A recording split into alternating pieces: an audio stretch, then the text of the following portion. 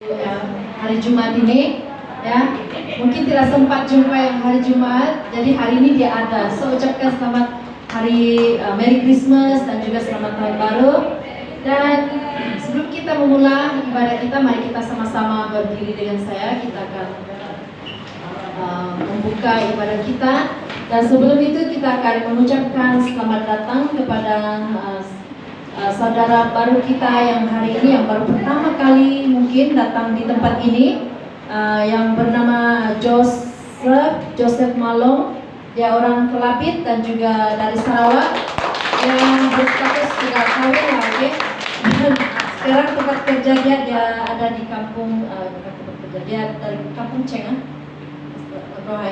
kampung Ceng.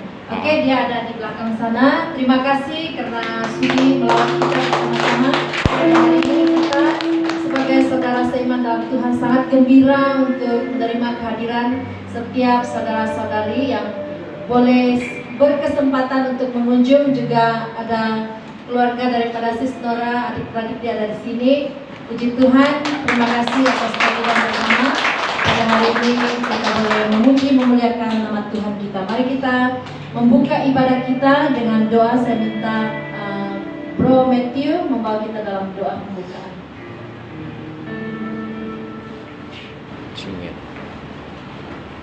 Mari kita berdoa. Puji Tuhan, Allah semesta alam, Engkaulah Tuhan kami Yesus Kristus yang tidak pernah meninggalkan kami.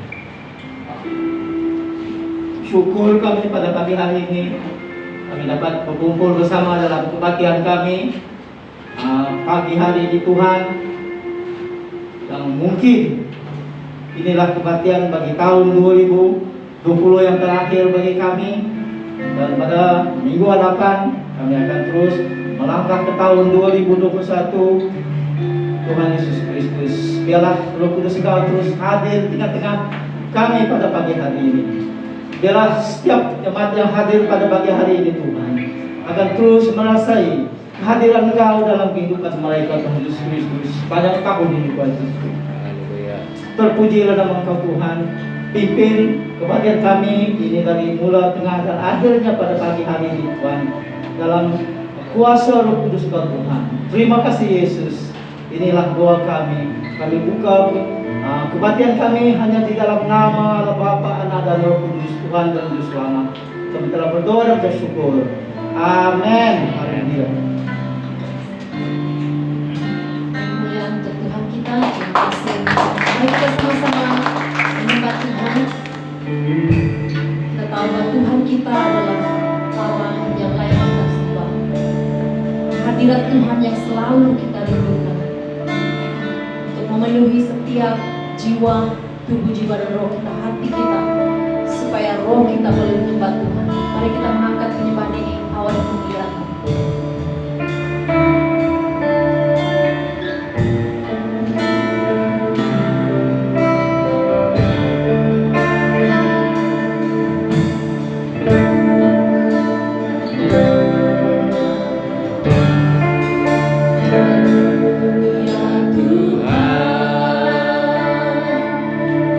Rindukan hadirat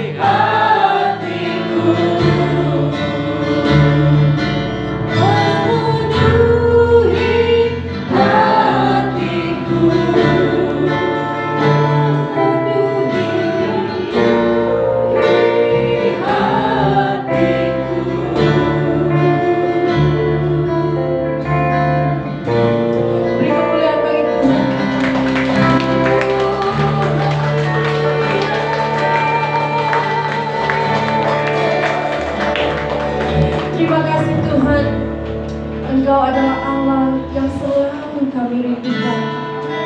Begitu hadirat-Mu yang kudus akan menyeluruhi setiap kehidupan kami. Pribadi-Mu yang begitu lembut melalui Roh Kudus-Mu, Engkau hadir di tempat ini untuk melawat setiap pribadi kami Tuhan. Hati kami yang lapar dan haus akan firman-Mu Tuhan. Mari pada saat ini Engkau datang mengenyangkan kami. Setiap hati yang patah Engkau hiburkan. Setiap mereka yang susah Engkau kuatkan Tuhan. Oh Bapa di surga, setiap yang sakit disembuhkan. Setiap yang mereka terikat akan dilepaskan. Hanya di dalam nama Tuhan Yesus kami, Yesus. Oh haleluya. Terima kasih Tuhan Yesus. Kami berdoa pada saat ini menyerahkan ibadah kami sekali lagi ke dalam tangan-Mu. Kami minta supaya Tuhan Engkau hadir di tempat ini. Engkau akan mengurapi kami setiap pribadi kami satu persatu pada hari ini. Supaya bila kami pulang daripada tempat ini, kami akan membawa berkas-berkas yang penuh. Kami akan boleh menjadi berkat bagi orang lain. Orang lain yang tidak bersempat bersama-sama dengan kami pada hari ini. Terima kasih Tuhan Yesus. Terima kasih Bapa kami di surga. Kami serahkan ibadah kami dari permulaan pertengahan sehingga akhirnya. Biar Roh Kudus-Mu akan bersama-sama dengan kami, menyertai kami. Dalam nama Tuhan Yesus semua yang percaya katakan haleluya, amin, amin. Mari kita memuji Tuhan. Terima sukacita surga. Sebab kita tahu bahwa sukacita surga itulah kekuatan bagi jiwa kita. Haleluya. Amin.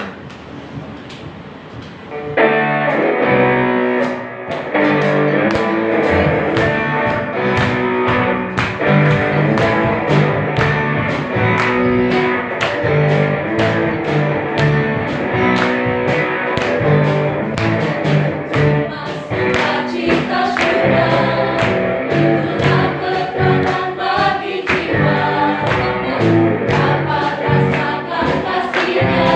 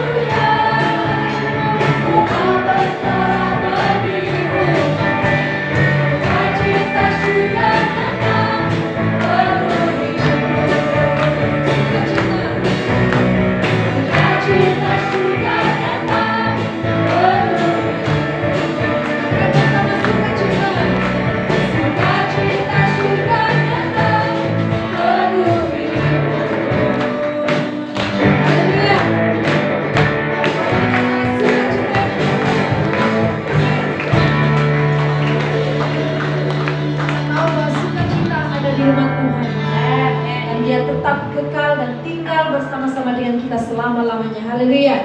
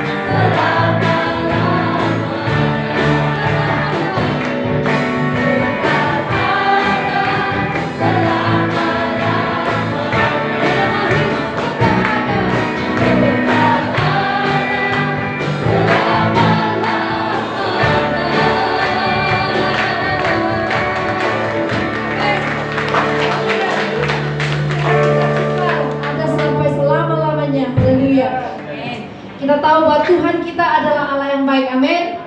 Dia adalah Allah yang baik dan Tuhan yang baik. Mari kita memuji Tuhan. Tuhan Yesus baik dan kasih-Nya tiada berkesudahan.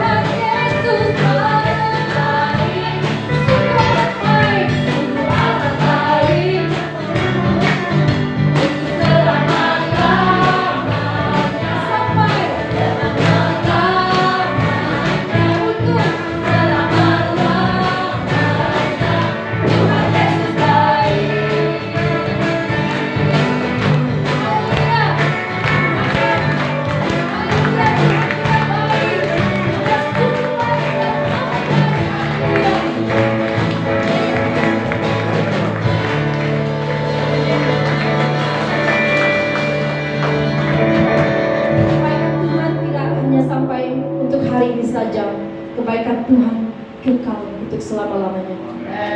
Dia juga selalu menolong kita pada waktu kita senang, pada waktu kita susah. Kalau kita memanggil Dia sebagai Bapa kita, Dia sekali-kali tidak akan meninggalkan kita, karena Tuhan akan selalu menolong kita. Di dalam kehidupan kita, musim akan selalu berganti. Ada waktu susah, ada waktu kita senang, pada waktu kita ketawa, ada masa kita menangis, tetapi kasih Tuhan tetap kekal abadi dalam hidup kita. Haleluya.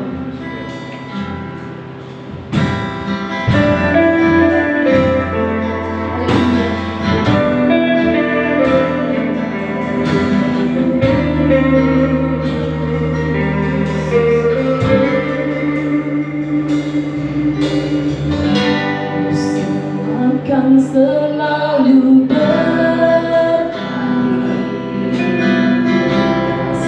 Tuhan tetap abadi.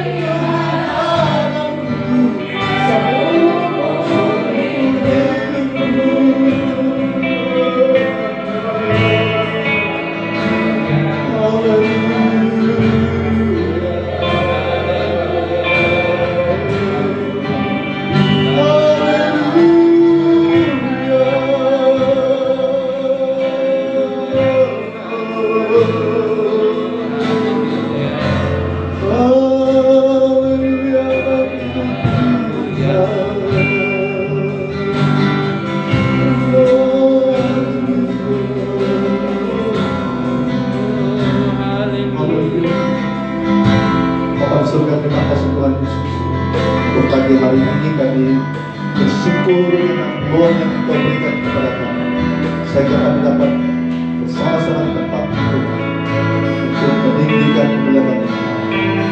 Bapa, kami sudah memberikan segala hormat pujian bagi nama Tuhan Yesus melalui puji dan sembah kami. Dan saat ini Tuhan, tiba waktu dari kami untuk mendengarkan firman Tuhan. Hamba-Mu yang menyampaikan firman Tuhan pada pagi hari ini Tuhan, mohon kiranya Engkau akan mengurapi dengan urapan kuasa Roh Kudus. Dan firman Tuhan yang kami akan dengar pada pagi hari ini akan menjadi berkat yang baru dalam hidup kami. Terima kasih Tuhan Yesus. Dalam nama Yesus Kristus kami berdoa dan bersyukur. Amin. Tuhan memberkati teman kita saudara.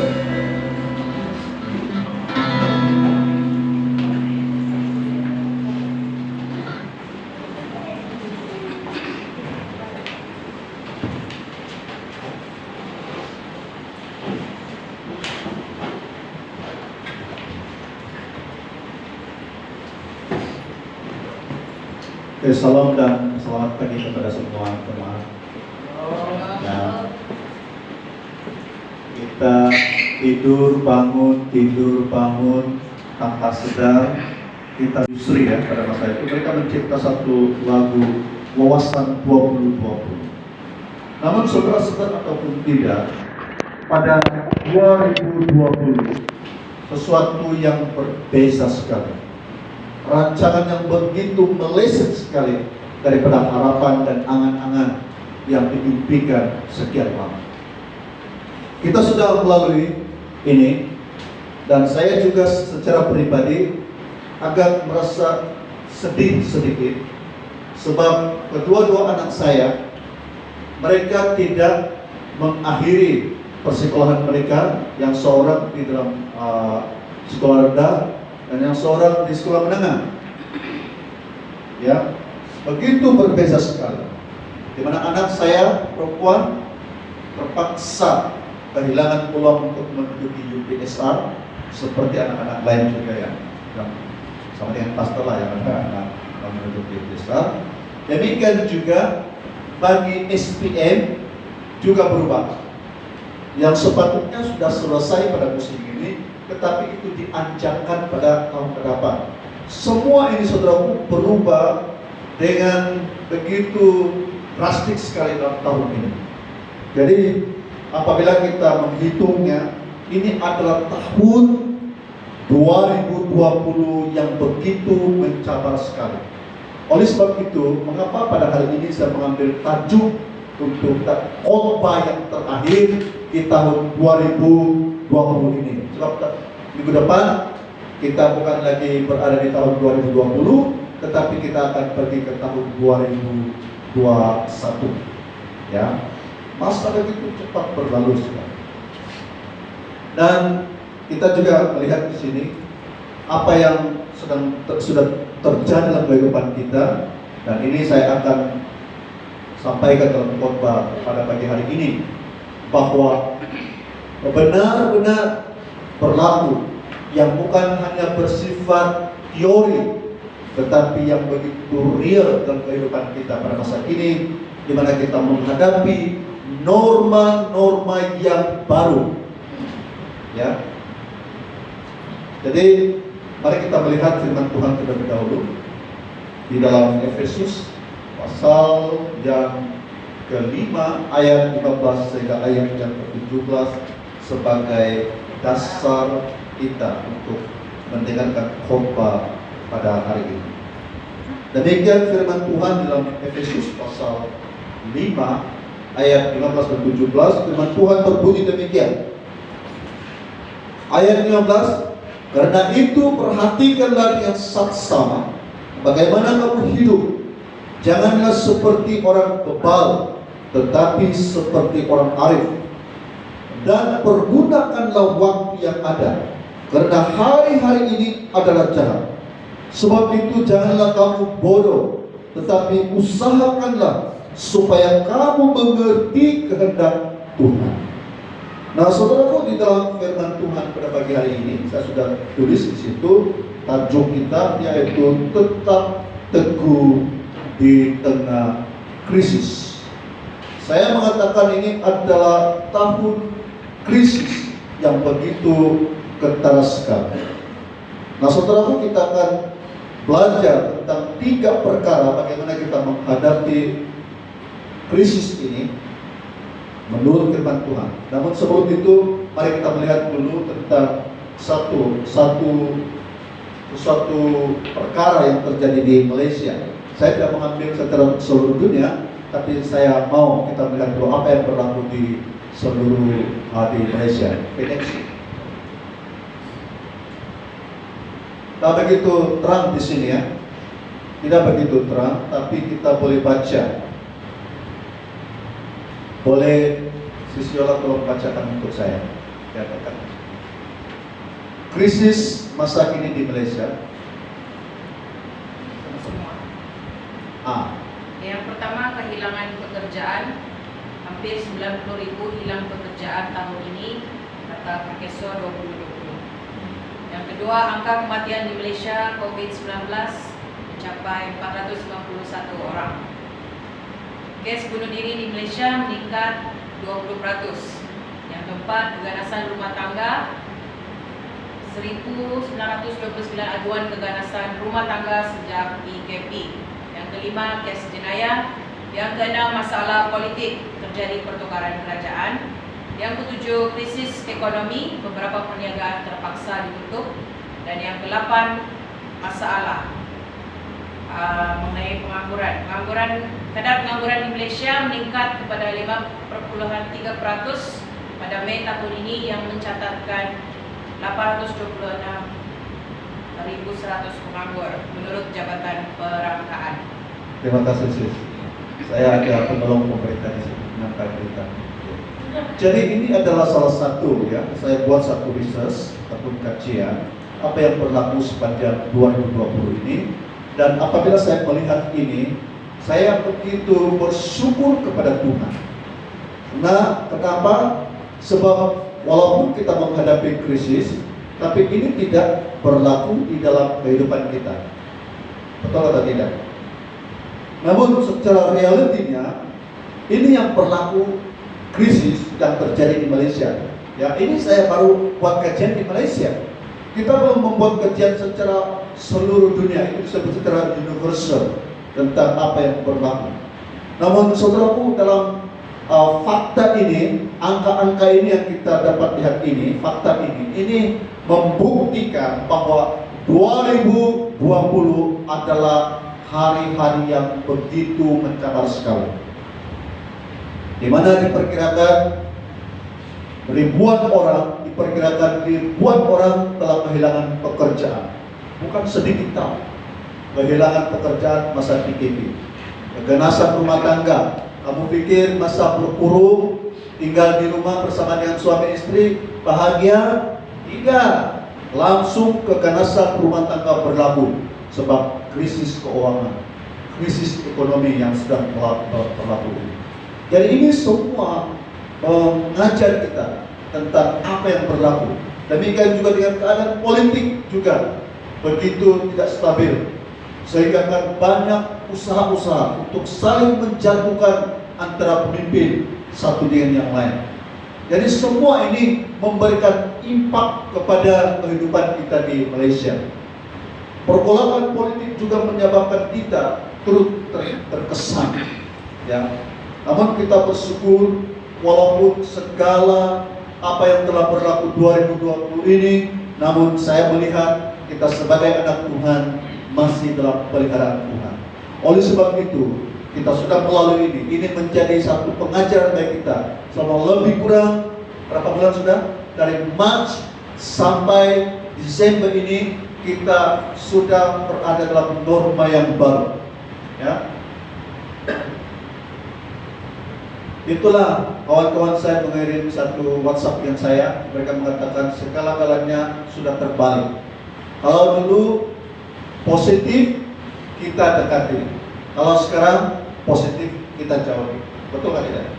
Siapa yang mau dekat dengan orang yang positif COVID-19? Itu dijauhi.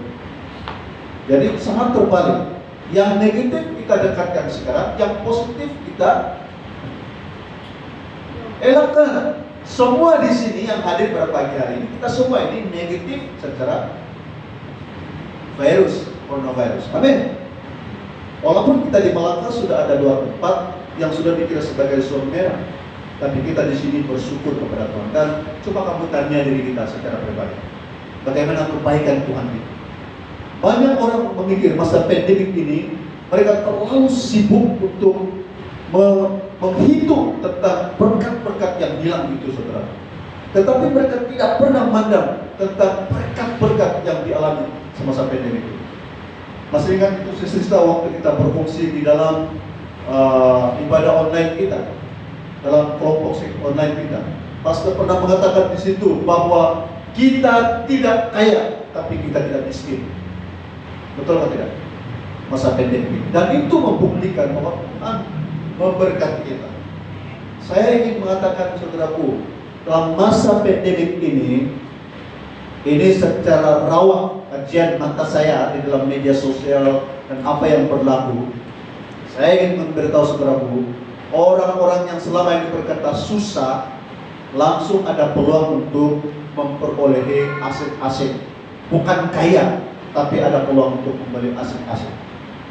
Ya, terutama bagi keluarga-keluarga yang sederhana, masa pelanjutan atau pemberian moratorium itu memberikan peluang untuk kita untuk save duit. Pemberian kerajaan sudah berapa kali? Sudah dua fase sudah kan? Dan fase yang terakhir ini untuk yang ini bulan Januari kita masih dapat sisanya. Saya pun dapat. Kalau kamu tidak mau, kamu punya bagi tahu mas kalau kamu tidak mau. Jadi coba kamu hitung, itu berkat Tuhan. Masa pandemik kita melihat mujizat Tuhan terjadi. Oleh sebab itu saya berani mengatakan terus supaya kita teguh berdiri di dalam krisis. Sebab 2021 tidak akan menjanjikan sesuatu yang indah-indah bagi kita. Tapi saya percaya apabila kita bersama dengan Tuhan, kita boleh melaluinya dengan lebih kuat lagi. Karena kita bersama dengan Tuhan menghadapi krisis demi krisis, tetapi kita tetap kuat. Karena apa saudaraku? Karena Tuhan kita luar biasa. Mari kita melihat yang pertama, poin yang pertama. Bagaimana kita menghadapi krisis yang pertama. Kalau kita perhatikan daripada ayat yang 15, di situ dikatakan bahwa apa yang dikatakan oleh firman Tuhan di situ itu menunjukkan bahwa masa krisis kita harus menjadi bijaksana. Bijaksana. Jadi sebagai anak Tuhan kita diperingatkan oleh firman Tuhan supaya kita jangan seperti orang bebal.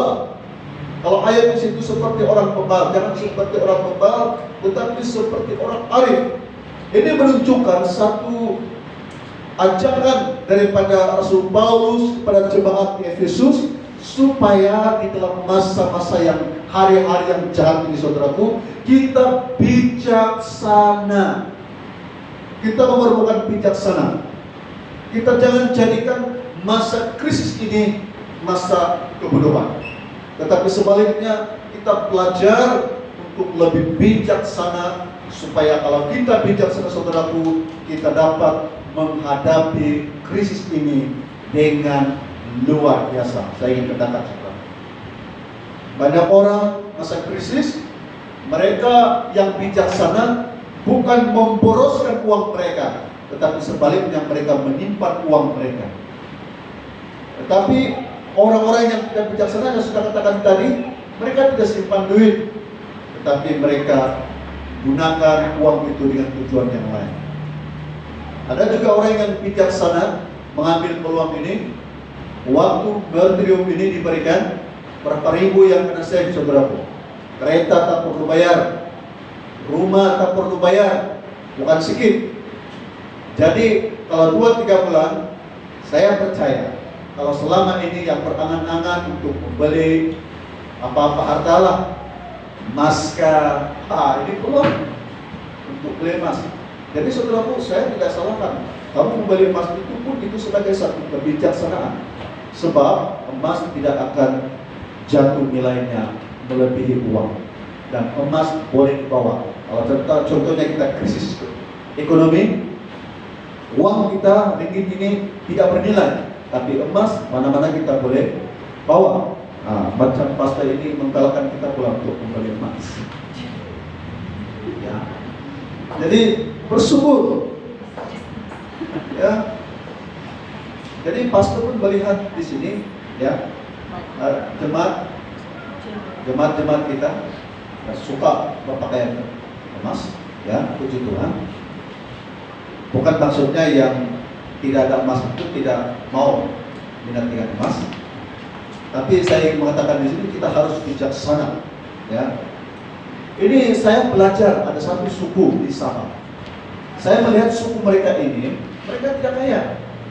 Mereka tidak kaya. Mereka adalah orang-orang pendatang, khususnya daripada Filipina.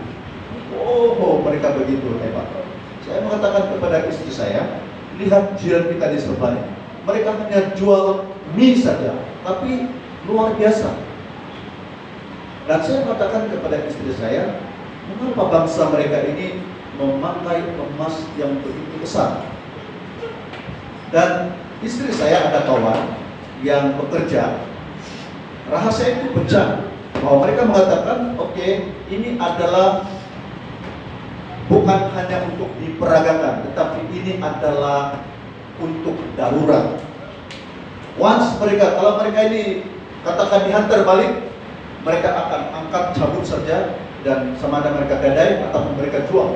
Jadi mereka sambil ada peluang untuk memperagakannya, bukan minta puji ya, memperagakannya sambil menjadi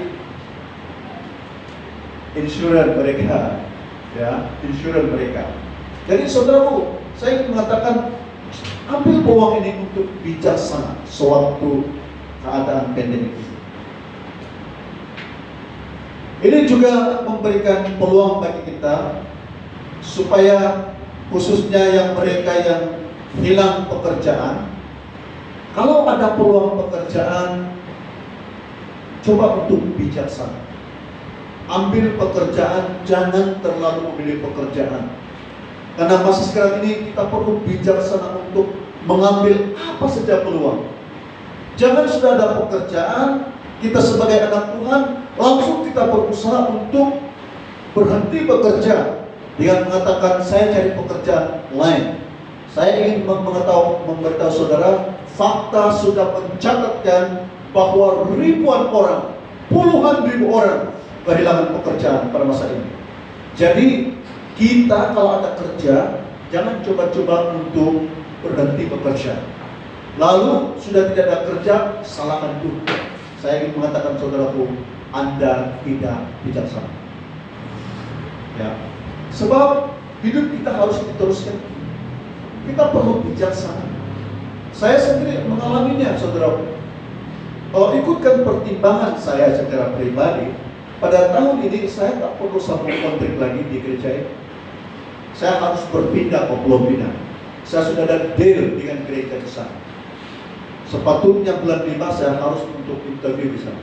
Sudah diatur semua. Malah mereka pun sudah menyediakan tempat tinggal untuk pastor dan keluarga kalau saya berpindah. Tetapi saudaraku, saya mesti bijaksana melihat Tuhan. Itu paling penting. Nanti saya akan maksudkan itu. Jadi saudaraku, saya abaikan ego saya, abaikan perasaan tentang malu kalau tidak jadi, sebab sebagai anak Tuhan kita perlu bijaksana. Kalau musim sekarang ini saya angkut semua anak-anak saya yang akan bersekolah, bagaimana mengatur persekolahan saudara? Bagaimana perpindahan prosesnya? Siapa yang susah? Saya mengatakan saya private dengan iman. Saya sendiri tidak akan menjadi kesaksian kepada keluarga saya. Kalau langsung saya akan menyusahkan anak-anak saya, menyusahkan keluarga saya, dan saya tidak salah pada pemerintah. Oleh sebab itu saudaraku, sebagai anak Tuhan pada masa pandemi ini, jadi bijaksana dan arif. Amin. Mari kita melihat poin yang kedua supaya kita akui. Nah yang kedua ini, kalau ayat yang ke-16, mempergunakan waktu dengan baik. Karena apa saudaraku? Kalau kita lihat di sini, hari-hari ini adalah jahat. Saya sudah sebutkan tentang perkara-perkara yang sudah sisi halaman saya untuk membacanya tadi. Saya ingin mengatakan saudaraku, sekarang ini bukan masa yang baik. Ini adalah hari-hari yang jahat. Kita tidak dapat menafikannya. Kalau hari ini hari baik saudaraku, mengapa kita tidak bebas seperti itu? Saya kadang-kadang ada masa saya seperti merunut. Karena saya jenis yang mau cepat. Bila turun di kereta pergi shopping mall, saya sama istri kadang-kadang pergi ke shopping mall, kami sudah jalan, sudah mau masuk shopping mall, tiba-tiba saya sadar ada sesuatu kurang. Apa yang kurang ini? Bukan wallet yang tertinggal, bukan handphone yang tertinggal, tapi sesuatu yang boleh menyebabkan saya ditolak keluar, yaitu Univesmas. Saya patah balik, pergi kereta di parking. Saya mengatakan, kok punya keadaan begini? Jadi ini bukan hari-hari yang baik, saudara. Kadang-kadang kalau dahulu setiap kali berjumpa dengan teman-teman, kalau berjumpa dari kejauhan, saya begitu senang sekali. Sebab walaupun saya tidak dapat bercakap dengan mereka, saya boleh melayangkan senyuman manis kepada mereka. Tapi sekarang saudaraku, percuma. Senyuman manis saya sudah ditutup, tak dapat pilihan. Saya mengatakan, mengapa ini Tuhan semua terjadi? Dan kita pun mereka tak akan teragak-agak. Kalau kamu tidak memakai face mask, pertama, kamu tidak dibenarkan masuk. Yang kedua, bakal menghadapi tindakan undang-undang. Bukan murah saudaraku, mahal. 1.000 ringgit kalau didapati oleh penguasa. Penjarakan sosial. Dulu kalau kita berjumpa, sampai boleh berpeluk-peluk dengan saudara kita. Ya, tapi sekarang kita sangat berhati-hati. Apalagi kalau saudara kita baru balik dan tiba-tiba kita rasa seperti sakit-sakit, batuk-batuk, macam-macam bermain di pikiran kita. COVID lainnya, mati lainnya. Ya, baru batuk-batuk, belum keempat service, macam-macam. Karena ini menunjukkan bahwa hari ini ada politik pun tidak stabil. Kita menjadi porak-poranda, saudara. Ekonomi kita bukan naik, makin merunduk. Baru-baru ini saya melihat bonus ESB turun, tidak sebaik yang tahun lalu, sangat turun saudaraku. Tapi bersyukur kalau kamu masih menyimpan ESB. Ekonomi semua. Kita belum melihat lagi tentang KWSB berapa bunga tahun ini. Karena KWSB orang semua berusaha untuk keluarkannya. Masa-masa yang sepatutnya menjadi simpanan hari tua, tetapi terpaksa dikeluarkan karena keadaan yang mendesak. Dan ini saya ingin katakan saudaraku, ini juga tanda bahwa kita diaras hari-hari yang jahat, saudara. Jenayah pun berleluasa, saudara. Saya masih teringat kalau di kampung tak perlu kunci rumah erat-erat, saudaraku. Kami keluar, betul-betul rumah kami itu free. Jangankan manusia, anjing pun boleh masuk ke dalam. Yang tidak otak pun boleh masuk. Tetapi pencurian tidak ada berlaku apa-apa. Di bandar, saudaraku, bukan saja pencurian yang perlu kita perhatikan, nyawa kita menjadi taruhan, saudara. Ya, baru-baru ini ada berapa? Ada 4 kalau tidak silap bencana yang terpaksa ditembak oleh polisi karena mereka begitu jahat sekali, membunuh orang tanpa belas kasihan, meragut, membunuh, merompak. Dan saya memberitahu ini semua kena desakan hidup. Sudahlah penjenayah memang jahat, desakan hidup lagi mendorong setiap orang untuk melakukan jenayah. Ada orang yang terdesak hidup pada masa ini, saudaraku, karena kesempitan uang. Ada yang mencuri. Baru-baru ini ada di Malakala, perempuan cantik, saya begitu malu sekali. Dia pergi shopping mall untuk mencuri saja. Wah, malu. Alasannya saya tak begitu terimalah, sebab dia adalah orang yang saya melihat di Twitter, tetapi mencuri barang makanan yang bukan murah-murah, mahal.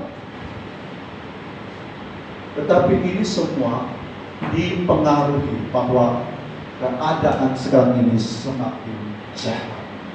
Sebagai anak Tuhan, kita perlu peka tentang keadaan ini. Kita perlu mendekat kepada Tuhan. Jangan katakan, saya anak Tuhan, Tuhan lindungi. Saya ingin katakan saudaraku, kita berada di dunia yang nyata yang kita hidup sekarang ini, di mana kejahatan kita tidak dapat mengelaknya saudaraku. Di mana kita bekerja, kita bukan kerja dengan semua saudara seiman di dalam satu pekerjaan. Kita akan berjumpa dengan orang-orang yang pelit-pelit. Karena kita di gereja ini, puji Tuhan, kita jumpa semua orang-orang yang percaya Tuhan. Malah orang-orang yang percaya Tuhan pun yang tidak sungguh-sungguh mencari Tuhan, jangan harap mulut mereka sudah cukup baik, saudara. Kadang-kadang anak-anak Tuhan pun lebih celubar daripada bukan anak-anak Tuhan. Lebih akar membawa daripada bukan anak-anak Tuhan. Itu kelemahan manusia, saudara. Kita harus terima. Tapi saya ingin katakan, di dunia yang nyata kita akan berhadapan dengan orang-orang jahat. Oleh sebab itu, bila kita keluar dari gereja, jangan pikir bahwa suasana alam surgawi itu masih ada di sekeliling kita. Keluar saja dari gereja ini, kita akan berhadapan dengan keadaan yang sebenar di mana kita hidup, di mana manusia tidak memikirkan lagi tentang belas kasihan. Manusia berusaha, siapa hebat, siapa yang berusaha, dia akan percaya. Mereka tidak pikir siapa kita. Mereka akan bijak kalau mereka berpeluang untuk memijak kepala kita, mereka akan bijak kita saudara. Ini dunia dan kehidupan duniawi memang tidak adil. Jadi jangan mengeluh, karena inilah masa-masa yang begitu mencapai kita. Oleh sebab itu, saya ingin mengatakan, gunakanlah peluang yang Tuhan berikan kepada kita untuk menggunakan sebaiknya, menjadikan peluang ini untuk mencari kehendak Tuhan. Mari kita melihat tentang yang ketiga dan terakhir. Nah, ini yang ketiga, bagaimana kita untuk hidup ataupun berdiri teguh, dan ini ada yang terakhir, yaitu berusaha memahami kehendak Tuhan. Paulus mengajar kepada jemaat Efesus supaya mereka memahami apa kehendak Tuhan. Di tengah-tengah krisis ini, kita perlu tanya Tuhan, apa yang Tuhan mau di dalam hidup saya dan saudara. Itu paling penting. Kita perlu paham, karena kita ini manusia, memang kita sudah ada plan yang begitu proper yang kita harus kita letakkan sebagai target kita. Saya ingin mengatakan saudaraku, rancangan kita bukan rancangan Tuhan. Ya, itu sebabnya firman Tuhan mengatakan bahwa banyaklah rancangan di hati manusia, tetapi rancangan Tuhanlah yang akan terlaksana. Oleh sebab itu, pahami, bagi kita pada masa ini yang dalam delima, perlu kita bertanya dengan Tuhan dengan sebaik mungkin. Ini harus kita meletakkan ego kita. Kita harus meletakkan tentang kepentingan-kepentingan kita mengatasi kehendak Tuhan. Saudaraku, kehendak Tuhan itu kadang-kadang kontras dengan kehendak kita. Apa yang kita mau belum tentu Tuhan mau. Tapi apa yang kita tidak mau, kadang-kadang Tuhan mau lakukan dalam kehidupan kita. Kenapa saudaraku? Karena kehendak Dia untuk memimpin kita kepada rancangannya untuk hidup saya dan saudara. Banyak orang mengatakan, oke, tahun depan saya ingin masuk university. Belum tentu kamu dapat masuk university kalau Tuhan tidak izinkan. Kalau banyak orang mengatakan, ini rancangan saya, tetapi belum tentu itu akan terlaksana kalau bukan itu rancangan Tuhan. Saudara, kita perlu membaca hati Tuhan. Jangan selalu mengatakan, Tuhan, selidiki aku. Inilah rancangan saya. Pernahkah kita bertanya, apakah rancangan Tuhan untuk hidup saya? Kalau kita tidak mengerti kehendak Tuhan, saudaraku, saya percaya kita akan menanggung akibat daripada tindakan-tindakan kita yang bukan kehendak Tuhan di dalam kehidupan kita. Ingat saudaraku, Tuhan Dia tidak akan menghalang kita untuk mengikut rancangan kita. Tetapi keputusan kita, akibatnya kita akan buat. Ya. Oleh sebab itu, kita perlu belajar mengerti kehendak Tuhan. Saya sebagai seorang bapak, pada masa-masa krisis ini, saya hampir melupakan tentang diri saya. Dan saya mengutamakan tentang anak-anak saya dan keluarga saya. Saudaraku, saya kalau tidak makan, saya boleh bertahan. Saya pernah berpuasa 6 hari hanya minum air saja. Saya tak mati. Ya, kalau kawan saya tidak paksa saya untuk buka puasa, saya boleh bertahan sampai 7 hari. Masa itu saya punya tali pinggang ini ukurannya sudah menjadi 28, sangat rapi. Angin pun macam boleh tiup dengan saya. Tapi luar biasa. Minta maaf saudaraku, masa itu sampai saya macam tidak ada sudah yang dikeluarkan najis dalam badan saya. Hanya kencing saja. Tetapi boleh hidup. Tapi saya ingin tanya, ada anak-anak kamu boleh hidup 7 hari tanpa makan? Boleh? Saya betul-betul tantang kita ini saudaraku. Saya serius dalam hal ini. Oleh sebab itu, sekali lagi saya ingatkan, yang sudah ada pekerjaan tetap, jangan jadi bodoh. Maaf, saya tidak mau kasar mungkin begitu, tapi firman Tuhan, bertahanlah di dalam krisis ini. Karena kalau kita sendiri mengambil keputusan yang bukan kehendak Tuhan, Tuhan tidak akan menjadikan kita kaya pun kita bersyukur kalau Tuhan masih memberkati kita. Amin. Itu penting sekali. Berbeza tahu, duit ada 1 ringgit di poket daripada duit tidak ada 1 ringgit di poket sudah berbeza. Itu beza sekali. Sekarang ini bukan zaman dahulu. Saya dulu waktu saya sekolah 20 sen saya sudah merasa saya sudah orang kaya sudah. Boleh beli mie. Sekarang saudaraku 20 sen apa kita boleh punya? Saya punya anak hari-hari pun kalau mereka pergi sekolah paling kurang pun 5 ringgit 1 hari, 1 orang. Sudah wajib. Kenapa saudaraku? Bukan karena membuat satu jumlah itu. Bagi saya itu sudah banyak. Tapi orang kaya, kawan-kawan anak saya, lepas sekolah mereka pergi ke Burger King, semua tempat-tempat seperti Sugarban, lebih banyak. Saya ingin katakan saudaraku, ini sangat susah. Kita perlu berdoa dan bertanya kepada Tuhan, Tuhan, minggu depan sudah 2021, apa yang Engkau kehendaki? Ini masa kita untuk ambil masa ini untuk belajar, bertanya kepada Tuhan, Tuhan, apa yang Engkau mau lakukan dalam kehidupan saya? Tuhan, ini rancangan-rancangan saya Tuhan.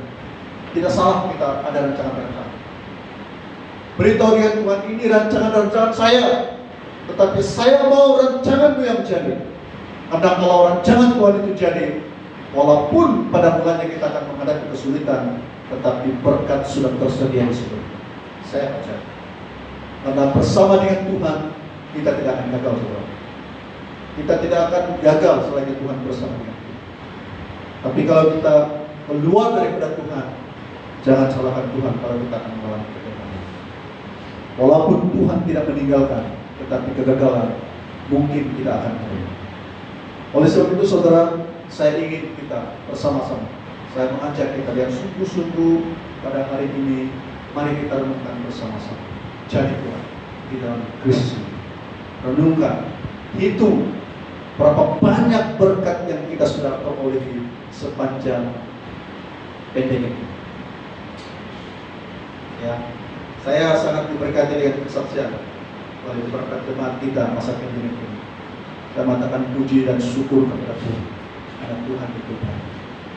Amin. Mari kita berdiri bersama-sama. Kita sudah mendengar firman Tuhan, bagaimana kita berdiri teguh di dalam krisis ini. Ya, jangan takut untuk melangkah 2021. Beranilah. Nah, kita sudah dibekalkan oleh firman Tuhan, di mana ada 3 perkara bagaimana kita berdiri di tengah krisis. Yang pertama, mari kita melihat yang pertama itu apa?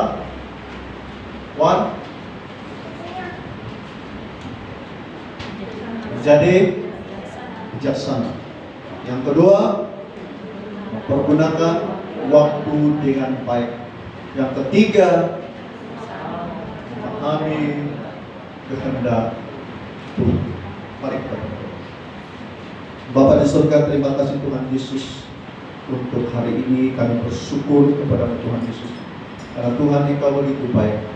Ajar kami Tuhan supaya kami memahami tentang kehidupan kami, supaya di saat kami berhadapan dengan krisis, kami dapat menghadapinya dengan kekuatan yang Tuhan berikan. Tuhan, berikan kami kebijaksanaan sesuai dengan firman-Mu Tuhan, supaya kami dapat membedakan mana kehendak Tuhan, mana yang perlu dan mana yang tidak perlu dalam kehidupan kami. Dan khususnya Tuhan, kami mohon supaya ajar kami memahami tentang kehendak Tuhan. Tuhan, kalau ternyata kami sudah membuat rancangan-rancangan yang bukan rancangan Tuhan, kami minta supaya Tuhan nyatakan dalam kehidupan kami, supaya kami tidak melencong daripada perjalanan yang Engkau sudah tentukan bagi kami Tuhan. Terima kasih Tuhan Yesus untuk hari ini. Kami bersyukur Hamba-Mu sudah siap menyampaikan firman Tuhan, tetapi biarlah kami sama-sama mengalami berkat Tuhan yang luar biasa pada hari ini. Dalam nama Yesus Kristus kami berdoa dan bersyukur. Amin. Tuhan memberkati kita. Jemaat kita sekalian.